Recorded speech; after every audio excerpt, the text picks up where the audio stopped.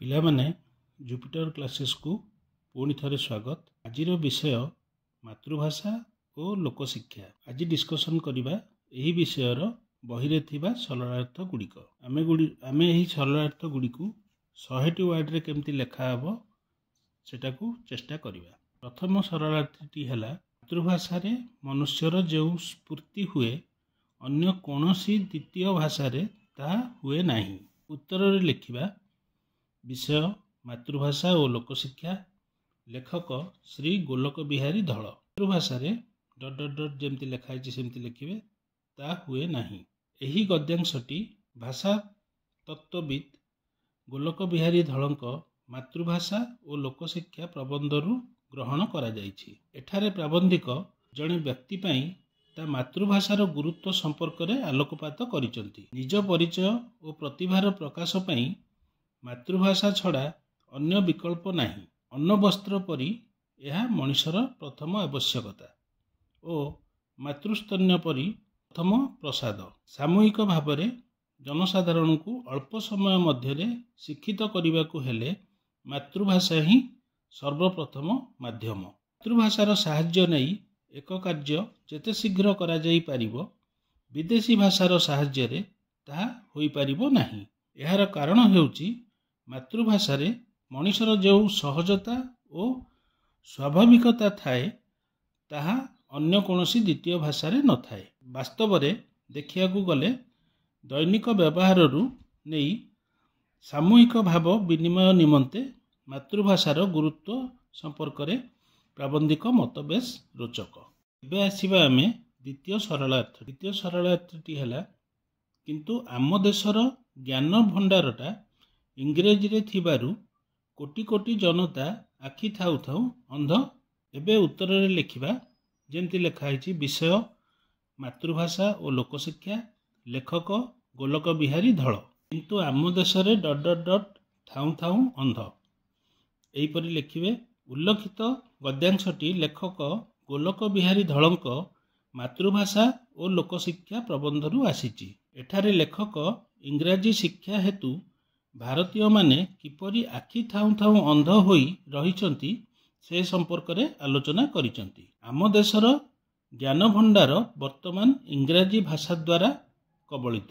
एक कृषि प्रधान देश होइथिले मध्य कृषि भित्तिक विभिन्न ज्ञान कौशल इंग्राजी भाषा रे होइथिबारु कृषकर कौनसी कार्य रे आसुनाही। तेणु आधुनिक ज्ञान कौशल को कृषक ता कार्य रे उपयोग करि पारु नाही। जे इंग्राजी पढ़ी पारुछि किंबा कहि पारुछि से निज पई समाज रे एक स्वतंत्र स्थान खोजुछि। जे इंग्राजी भाषा सहित परिचित नुहे बा स्वल्प परिचित से निजकू अपारग अशिक्षित मने करुछि। समाज रे पाठुआ और अपाठुआ श्रेणी एही भित्तिरे स्थिर होईछि। सेमानक भितरे एक विराट अदृश्य पाचेरी रहिछि। भेदभावर एही अदृश्य पाचेरी को भांगिबा पई गांधीजी ही प्रथमे उद्यम आरंभ करथिले। लेखकंकर एही प्रसंगटी युक्तियुक्त होई पारिछि। पिला माने एबे आमे आसीबा 3 नंबर क्वेश्चन को। वास्तव रे लोकंक हाथ को क्षमता देई तांको निज भाषा रे शासन कार्य चलाइबा पई सुजोग नदेले से क्षमतार किछि अर्थ नाही। उत्तर रे लिखिबा जेमती लिखाई विषय मातृभाषा और लोकशिक्षा। लेखक श्री गोलक बिहारी धल। वास्तव रे लोकंकर ... अर्थ किछि नाही।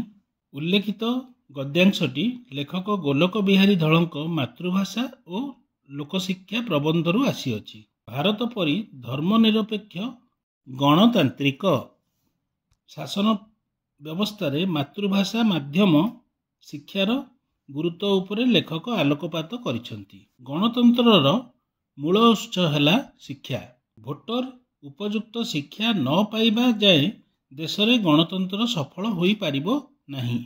गणतंत्र लोकमानक शासन और एही शासन पद्धतिर सर्वोच्च अधिकारी। लोकंक हाथ को क्षमता हस्तांतर करी सेमानक पई मातृभाषा रे शासन कार्य चलाइबार क्षमता न मिलिबा जाए गणतंत्र सुदृढ़ और सुरक्षित होई पारिबो नाही। रूसिया समेत पृथ्वीर समस्त सभ्य देश रे ସେମାନଙ୍କ ସରକାରର ସମସ୍ତ କାର୍ଯ୍ୟ ମାତୃଭାଷା ମାଧ୍ୟମରେ ହୋଇପାରୁଥିଲେ ମଧ୍ୟ ଆମ ଦେଶରେ ତାହାର ସୁଯୋଗ ଏଯାଏଁ ସୃଷ୍ଟି ହୋଇନାହିଁ। ସରକାରୀ ନିର୍ଦ୍ଦେଶନାମା, ବିଜ୍ଞାପନ, ପାଠ୍ୟପୁସ୍ତକ ଆଦି ଇଂରାଜୀ ଭାଷାରେ ହୋଇଥିବାରୁ ସଂଖ୍ୟାଧିକ ଲୋକ ଯେଉଁମାନଙ୍କର ଇଂରାଜୀ ଦଖଲ ନାହିଁ ସେମାନେ ଗଣତନ୍ତ୍ର ଶାସନରେ ସୁଫଳ ପାଇବାରୁ ବଞ୍ଚିତ ହେଉଛନ୍ତି। ବାସ୍ତବରେ ତୃଣମୂଳ ସ୍ତରରେ ଶାସନ ବ୍ୟବସ୍ଥାର ସଫଳ ରୂପାୟନ ପାଇଁ ମାତୃଭାଷାର ପ୍ରଚଳନକୁ ଲେଖକ ଗୁରୁତ୍ୱ ଦେଇଛନ୍ତି। ପିଲାମାନେ, ଏବେ ଆମେ ଆସିବା 4 ନମ୍ବର କୋଶ୍ଚିନ୍କୁ। ସରଳାର୍ଥର 4 ନମ୍ବର କୋଶ୍ଚିନ୍ଟି, ବଥ ସିନା ବଥାଏ, ଆବୁ କାହାର ବଥାଏ ନାହିଁ। ଉତ୍ତରରେ ଲେଖିବା, ଯେମିତି ଲେଖା ହେଇଛି ସେମିତି ଲେଖିବେ। ପ୍ରବନ୍ଧ ମାତୃଭାଷା ଓ ଲୋକଶିକ୍ଷା, ଲେଖକ ଶ୍ରୀ ଗୋଲକ ବିହାରୀ ଧଳ। ତଳେ ଯେମିତି ଲେଖା ହେଇଛି ବଥ ସିନା ... ବଥାଏ ନାହିଁ ସେମିତି ଲେଖିବେ।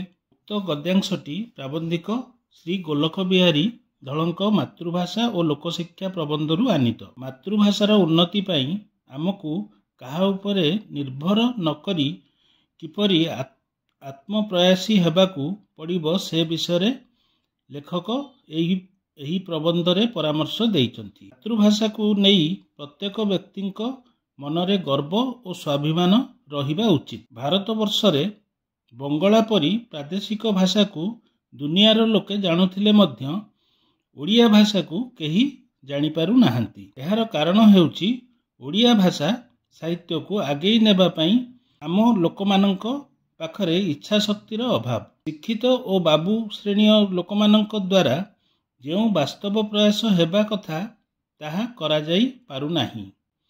ବିଦେଶୀ ଶାସନ ସମୟରେ ଭାରତୀୟ ଭାଷାମାନଙ୍କର ଯେତିକି କ୍ଷତି ହୋଇଛି ତାଠାରୁ ବେଶୀ ହୋଇଛି ଓଡ଼ିଆ ଭାଷା କ୍ଷେତ୍ରରେ। ଯଦି ଓଡ଼ିଆ ହୋଇ ଆମେ ଚିନ୍ତା କରିବା ଯେ ଏହି ଭାଷାର ଉନ୍ନତି ପାଇଁ ଅନ୍ୟମାନେ ଚିନ୍ତା କରିବେ, ତାହା ଆମର ମୂର୍ଖତାର ପରିଚୟ ମାତ୍ର।